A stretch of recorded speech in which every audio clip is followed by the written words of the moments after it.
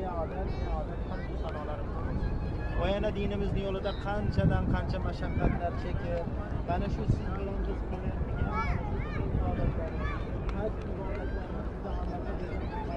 yozib, bilib bilmay qilgan gunohlarimizga, ma'siyatlarimizga kafforat bo'lishligini Alloh taolo o'zi barchalarimizga nasib aylagan bo'lsin. Alloh taoloning eng suygan joyi deyiladi. Chunki agar Robbim bu joyni yaxshi ko'rmaganida edi, o'zining eng suyukli habibi Rasulimiz alayhissalomni bu joyga ravo ko'rmagan bo'lardi. Hattoki olimlarning o'rtasida mana shunday bir suhbatlar borki, aytiladiki, butun yer yuzidagi mo'min musulmonlarning sajdagohi bo'lgan Ka'ba-i Muazzamaning yerimi muborak yoki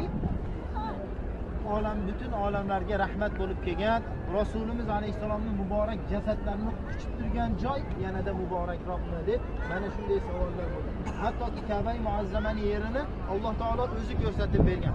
Odam alayhissalom ilk bor yer yuziga tushgan vaqtlarda yo Robbim, men osmonda Baytul Ma'murni tavof qilayotgan farishtalarni ko'rdim. Menga ham yer yuzida ibodat qiladigan joyni bergin deganda Ka'ba-i Muazzamaning yerini bergan.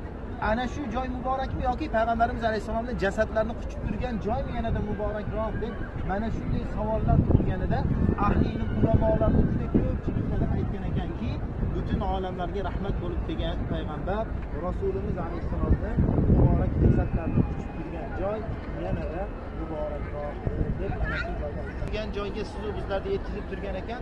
Albatta